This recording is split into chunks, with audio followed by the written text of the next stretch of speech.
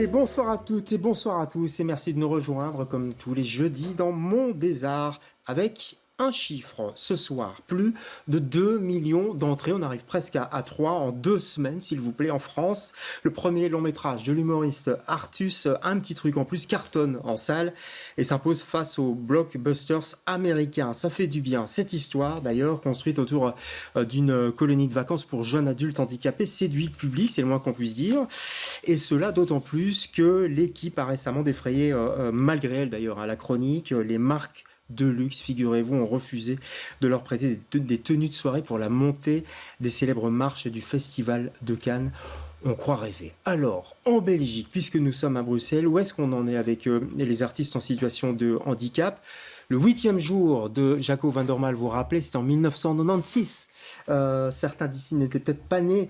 Le 8e jour devait sans doute être le premier et le dernier jour, car rien ou presque n'a été réalisé depuis. Quasi rien en cinéma et sur nos scènes. Les actrices handicapées jouent la plupart du temps dans des troupes amateurs et souvent dans des spectacles pour enfants. Je dis souvent, pas toujours, hein, on va en parler bien entendu. Seuls, globalement, les arts plastiques semblent pour l'instant sortir leur épingle du jeu. On se penche donc ce soir sur le regard que la société porte sur ces artistes dits handicapés, sur la place que les institutions culturelles leur laissent, ou pas, ou peu, pour exprimer leur art, leur discipline, sur leur statut, sur leur salaire, sur leur galère, etc. Ce ne sont pas les sujets qui vont manquer ce soir. On en parle avec nos invités.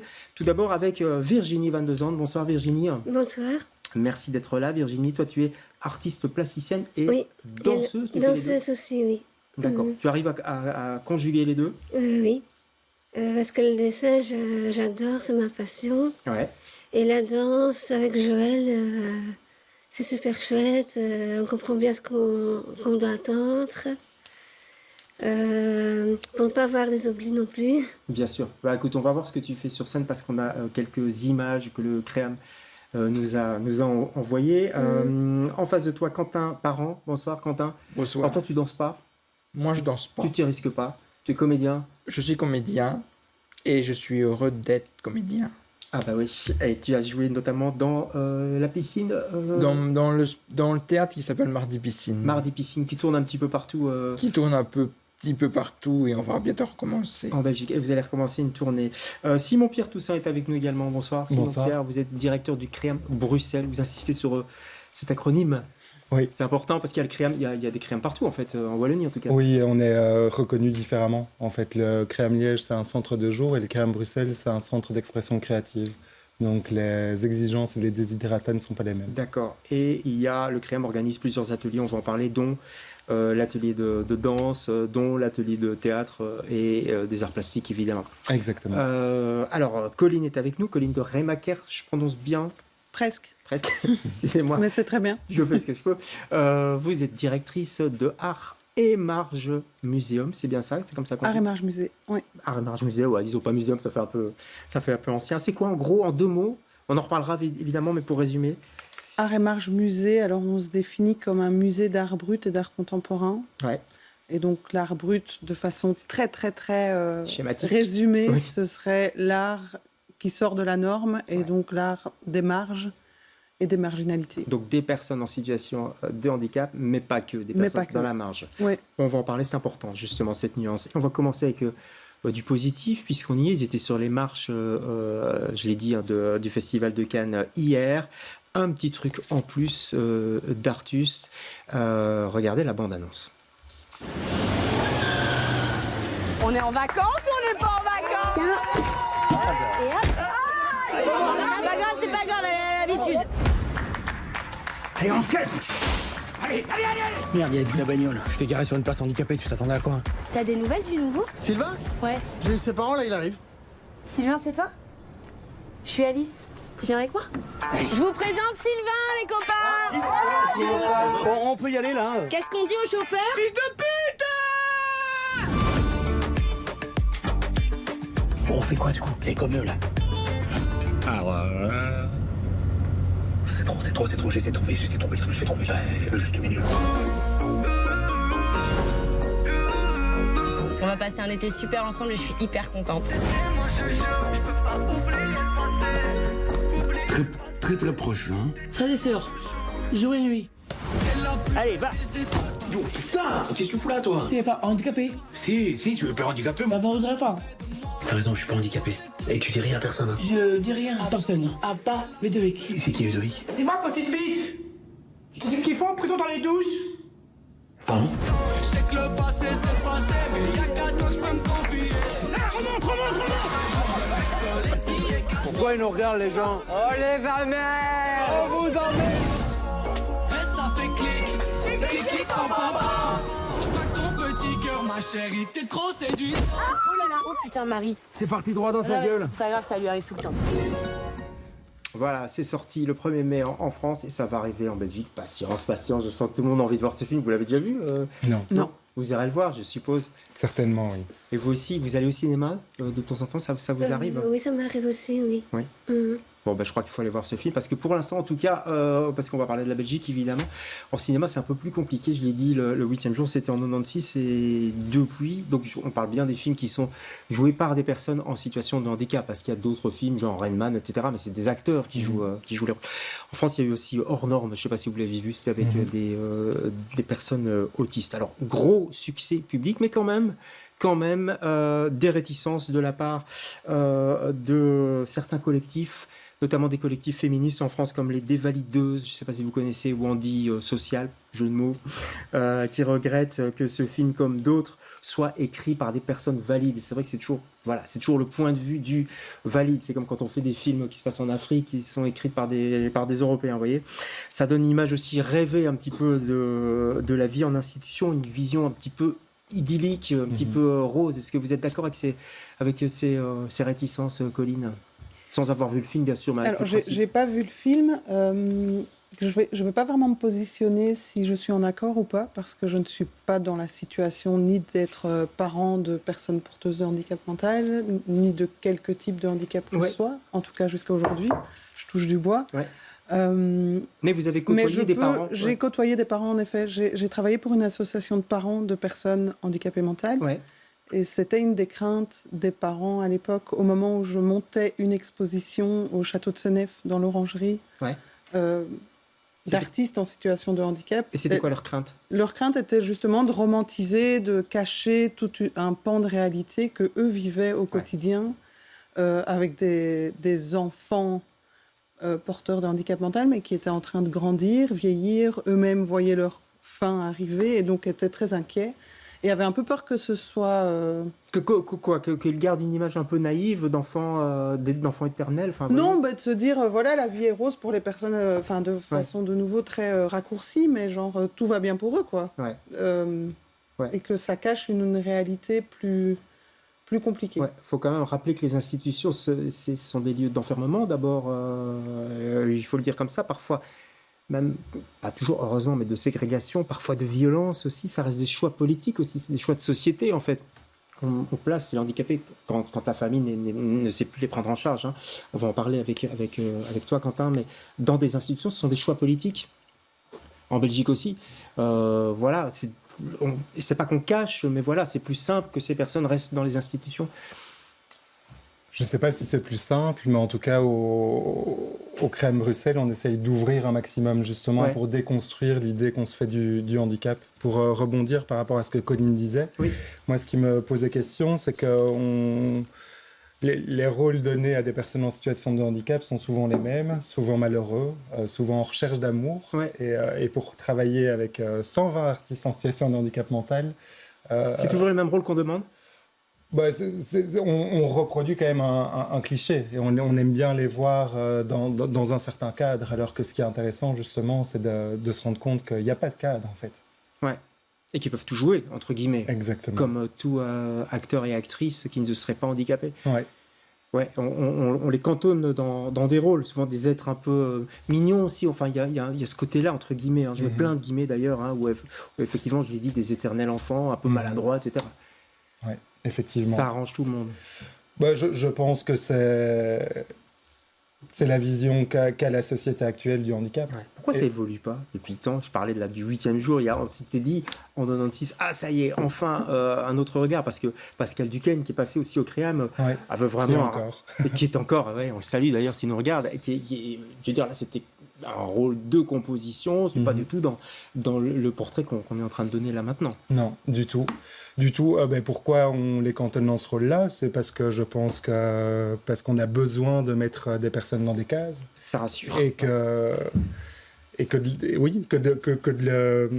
En fait, moi, je suis très péremptoire, et quand je suis arrivé au Créam, j'avais aussi toute une série d'a priori, et en l'espace d'une semaine, toutes les idées que je me faisais du handicap ont complètement éclaté. En fait, il n'y a pas de profil type. Il y a autant de variété et de diversité que chez tout le monde. Vous êtes d'accord, Colline, avec ça? Ah, totalement. Vous aviez aussi des idées préconçues avant, et puis... Oui, après, j'ai grandi dans un milieu où j'ai beaucoup côtoyé des personnes en situation de handicap mental. Donc, mes idées étaient peut-être déjà un peu déconstruites avant d'arriver chez Art et Marge Musée. Après, je pense, pour répondre à la question de pourquoi on reste, ça n'a pas évolué depuis le 8e jour. Je pense que les arts de la scène, c'est encore différent que les arts plastiques. Les arts plastiques, il y a un côté où on ne voit pas la personne directement, donc on n'est pas confronté directement au côté du handicap visible. Et que, voilà, je pense que c'est à ce niveau-là qu'il y a vraiment encore beaucoup d'efforts à fournir et à casser certains stéréotypes, quoi. C'est sûr que les arts plastiques permettent clairement de ne pas visibiliser le handicap ou la marginalité. C'est ça que je disais quand je faisais la présentation. Il faut faire une nuance justement avec les arts plastiques, et notamment le travail de Art et Marge. Alors ça fonctionne par atelier, ça c'est vraiment un mot sacré pour le Créam. Tu en fais partie de ces ateliers, donc un atelier danse, alors c'est ça? Atelier danse, oui, tout à fait. Et comment ça se passe? Alors tu vas dans cet atelier tous les jours? Raconte-nous un petit peu, ou c'est une fois par semaine? En fait, je vais au Créam pour le dessin. Le mardi, c'est la danse. Le mercredi, c'est dessin. Et jeudi, c'est toute la journée. Et jeudi, c'est les deux mélangés, c'est ça? Répéter, en fait. C'est la danse. C'est mon Pierre, lui, il a bien le programme. Il connaît par cœur. Oui. Pareil pour toi, Quentin? Moi... Comment ça se passe, les ateliers? Le rythme des ateliers? Moi, je vais pas tous les jours au Créam. Ouais. Donc, pardon, je t'interromps, tu habites Grédoisseau, donc déjà, il faut faire la route, quoi. Oui, mais c'est pas grave, il y a mon papa qui travaille tous les jours à 6 heures. Ouais. Je me lève à 6 heures, je me prépare et mon papa me conduit à la gare de Louvain-Neuve. D'accord. J'attends un train et je prends le train et je vais arriver à Etterbeek. Quand le train est à l'heure. Oui, quand le train est à l'heure. Parce que c'est pas toujours le cas sur toute cette ligne-là. J'en sais quelque chose. On va voir un petit peu ce que tu fais sur scène. On a reçu des images de connexion, c'est ça? C'est un spectacle qui a bien tourné. Oui, c'est ça. On va regarder ce qu'on appelle un teaser dans notre vocabulaire, dans notre jargon un peu moche. Un extrait bien fait, bien filmé, où on te voit entre autres avec d'autres danseurs et danseuses, et puis on en parle juste après. Regardez. Pas de souci.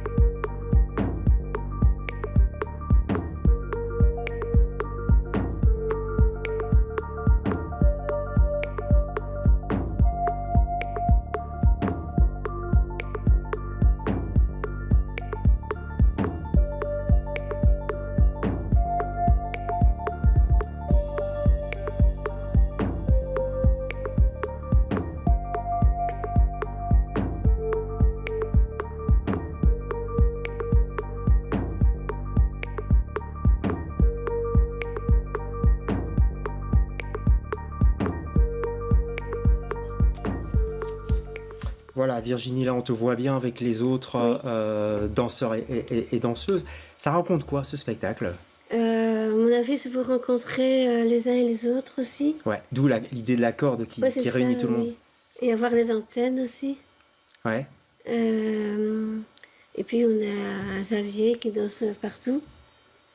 D'accord, qu'on voit pour l'instant derrière, dans les écrans derrière. C'est Joël Chabanov, c'est ça? C'est Joël Chabanov, oui, notre professeur de danse. D'accord, que tu connais depuis longtemps? Oui. Tu as fait d'autres spectacles avec elle?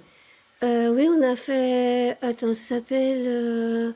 Rencontrez-moi. Rencontrez-moi. Rencontrez-moi. Oui. Ah, c'était déjà sur l'idée du lien. Et là, je pense qu'on était partis quelque part aussi en Corée du Sud. Vous êtes parti en Corée du Sud avec ce spectacle. C'est ça, oui. Parce que ce qu'il faut dire, c'est que Connexion, les images qu'on vient de voir, c'est un spectacle qui tourne. Il est allé à Avignon. Oui, exactement. Mais il tourne un peu partout. Essentiellement en Belgique, et on a eu plus de 20 dates. Ouais. Donc c'est vraiment chouette pour nous. Ouais. Mardi Piscine. On n'a pas d'image de Mardi Piscine, malheureusement, mais on peut imaginer. Ça se passe dans une piscine, un décor de piscine. Ça se passe dans un décor de piscine et il y a eu quelques vidéos qui sont pas mal passées et alors les gens ont bien aimé. Et ça raconte quoi, Quentin, cette histoire de Mardi Piscine? Eh ben, l'histoire de Mardi Piscine, ça raconte évidemment une histoire sur la piscine. Ouais. Et ça raconte l'histoire de plus. Ça raconte l'histoire d'un directeur qui est tellement malheureux de son boulot, qui n'est pas très heureux. Et j'ai joué en tant que ce directeur. Ah, c'est toi le directeur malheureux? Oui, mais moi je précise que c'est moi le directeur de Mardi Piscine. Ouais. Et alors je joue tellement bien que les gens... Eh ben, ils sont bien aimés sur ma lancée. Sur ton rôle. Tu as eu des retours positifs j'ai eu des retours positifs. Quand j'ai joué devant des petits enfants, par exemple, je ne sais pas dans quelle scène, mais dans une scène, ils ont été vraiment avec moi. Ouais. Tu as toujours voulu être acteur? Tu as toujours voulu jouer depuis que tu es tout petit? Depuis que je suis tout petit, mes parents ont vu que j'avais je savais retenir tout un texte de Walt Disney, d'histoire. Et alors, mes parents et puis l'école avaient vu aussi que j'étais bien dans le théâtre et on m'a conseillé le créam. Et te mettre dans la peau d'un personnage comme ce directeur de piscine, c'est quelque chose que tu aimes bien, jouer quelqu'un d'autre? Moi, j'aime bien jouer un personnage qui est quelqu'un d'autre que moi. Ouais. Toi aussi, tu aimes bien être parce que ce sont des danseurs, mais c'est aussi des personnages quelque part. Hein. Tu aimes bien rentrer dans la peau de quelqu'un d'autre? Aussi, oui. Ouais. On va voir quelques images de l'atelier parce que ça travaille quand même. Vous assistez de temps en temps aux ateliers là, pour l'instant? Oui. J'ai la chance de pouvoir y participer de temps en temps. Ouais. Ah, vous y participez carrément? Oui, autant. Quand je suis arrivé, j'ai vraiment fait un atelier test avec chacun et c'était vraiment bien d'expérimenter par le corps avant de tout intellectualiser. Ouais. Alors, ce spectacle Connexion, je l'ai dit, Connexion. Voyage va encore tourner, j'imagine, enfin je l'espère, je ne sais pas. Essentiellement jouer dans des centres culturels, etc. Peut-être moins sur les grandes scènes, ce qu'on peut imaginer comme grandes scènes, les théâtres classiques, on va dire, à Bruxelles. Ça, c'est toujours plus compliqué. Oui. Et pourquoi, à votre avis? Je pense que, comme Colline le disait, être confronté au handicap physiquement, c'est toujours compliqué. Et en fait, Connexion est sortie en pleine pandémie. Ouais. Et donc, à la sortie de la pandémie, on a fait une représentation devant des diffuseurs classiques pour présenter le spectacle. Et je pense que pour la majorité des diffuseurs, ils n'avaient jamais vu des personnes en situation de handicap danser. Et ça leur fait peur, vous croyez, à tous ces diffuseurs, directeurs de théâtre, etc. Enfin, peur. C'est pas le mot, mais ouais. Mais ils ont un niveau d'exigence où ils cherchent la perfection, alors que nous, on cherche l'authenticité. Et donc, je crois que les attentes sont différentes. Ouais. Voilà. On va quand même signaler quelques exceptions notables. Au Varia, il y a eu un spectacle, je crois, avec des personnes en situation de handicap. Au national aussi, il y a les frères Papa Christou, m'excuse,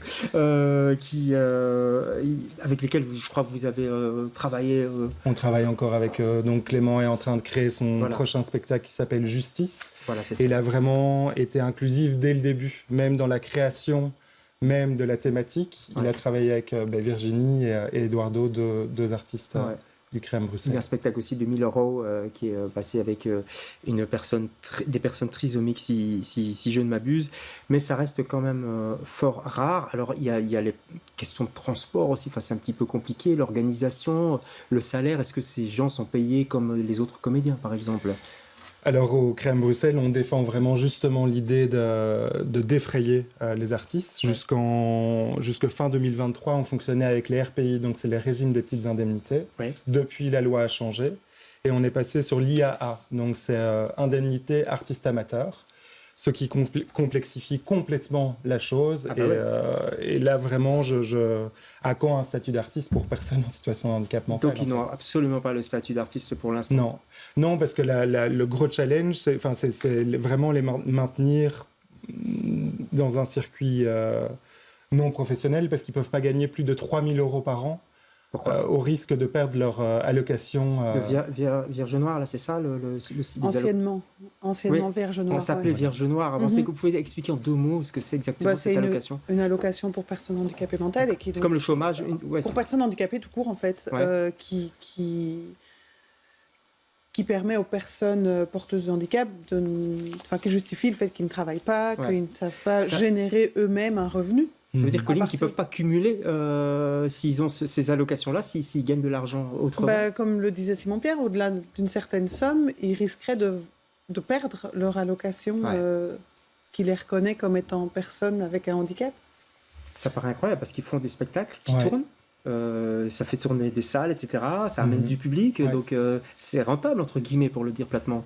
C'est vraiment décevant, en fait, qu'on ne nous donne pas les moyens de nos ambitions. Et puis au-delà de ça, ce que je trouve assez fou, c'est que, ok, ils sont payés, ok, ils gagnent de l'argent, mais pas de là non plus à remplacer complètement cette allocation. Donc c'est vraiment trouver un espèce de juste équilibre, en fait. Ouais. C'est très compliqué. Un mot sur les plasticiens, c'est peut-être un peu plus simple, je ne sais pas. Vous avez une collection à Art et Marge. On a une collection qui se constitue depuis début des années 80. Ouais. Dont celle d'un peintre plus âgé. Pendant que vous parlez, on va lancer quelques images où on voit ce peintre qui est en atelier, Willy, je crois. Willy de Smet, qui travaille au Créum Bruxelles. Oui. Et alors, une personne âgée, en effet, je ne sais pas quel âge il a, mais... Je crois, à un certain âge en tout cas, un âge respectable. Il a 84 ans. 84 ans, oui. Et donc vous avez une collection permanente, c'est ça? On a une collection qui est permanente, qui se constitue depuis le début des années 80 et qu'on continue à enrichir avec de nouvelles créations. Alors même si on fait des expos temporaires qui mélangent les catégories, qui floutent un peu aussi ces tiroirs de art brut, art outsider ou art normal, entre guillemets, art contemporain. Notre collection ne se constitue que d'artistes qui viennent de la marge. D'accord. Donc la marge, c'est des personnes en situation de handicap, mais aussi des personnes qui sont autodidactes, personnes, oui, tout à fait, qui sont des personnes en prison, qui sont plutôt avec des problèmes psychologiques. Enfin voilà. D'accord. Il y a une expo passionnante pour l'instant sur le thème du cash, justement, pour les argent, mais on est en plein dedans. Oui, et ce sont des artistes qui s'expriment par rapport à ça, c'est ça? Oui, alors là, c'est particulier. On a invité 2 curateurs, curatrices à faire une proposition. Ouais. Un galeriste parisien qui s'appelle Éric Gauthier et sa comparse Céline Delaveau. Ouais. Et justement, ils avaient fait un premier chapitre d'exposition autour du sexe. Ouais. Justement, comment il était traité par les personnes de la marge. Et là, leur deuxième chapitre, c'était autour du cash. Et puis, il y aura d'autres chapitres tout aussi sulfureux. On suivra vos actualités. Il faut aller sur le site de Art et Marge, par Art en Marge, ça c'était avant. Art et Marge, et c'est rue Haute, dans le centre. Dans le centre. Ça faudra aller voir cette exposition cash. Non, pourquoi pas? Vous l'avez pas encore vue? Tu l'as pas encore vue? Pas encore. Non. si tu aimes dessiner. Et moi, j'adore. On pourra voir tes œuvres quelque part, tu crois, un jour? Oui, au crayon, par exemple. Au crayon, vous exposez de temps en temps? Oui, on expose et on a la chance aussi de collaborer avec les 3 musées d'art brut en Belgique et avec des galeries. Voilà. Et puis on fait aussi des rendez-vous pour les collectionneurs privés qui peuvent venir. On va rappeler où vous êtes situé. Vous êtes à Ixelles, mais plus pour longtemps, je crois. J'espère. C'est un autre sujet, on n'a plus le temps d'en faire l'émission, mais j'espère que ça... Exactement. Oui. On est situé près de la place Flaget. Ouais. Et là, l'idée, c'est de devenir propriétaire et c'est se déplacer avenue de la Couronne. Donc, c'est pas si loin. C'est pas si loin. Mais bon, encore faut-il un petit peu le nerf de la guerre pour... Exactement. Pour trouver tout ça. Mais c'est un autre sujet. L'émission se termine déjà, ça va très vite. Merci beaucoup d'être passé chez nous. Merci à tous les 4. Merci beaucoup. Bonne chance aussi pour Mardi Piscine qui va continuer, j'imagine, sur sa lancée. Oui, c'est ça. C'est exactement. Il y a d'autres dates. On essaiera d'être attentif et peut-être d'essayer de capter des images ici à BX qu'on pourra diffuser. Puis bonne chance aussi pour Connexion qui continue à tourner. Et à bientôt. Nous, on ne se retrouve pas jeudi prochain parce qu'on arrive en période électorale, mais on se retrouve d'ici 3 semaines pour un autre Monde des Arts. Bonsoir.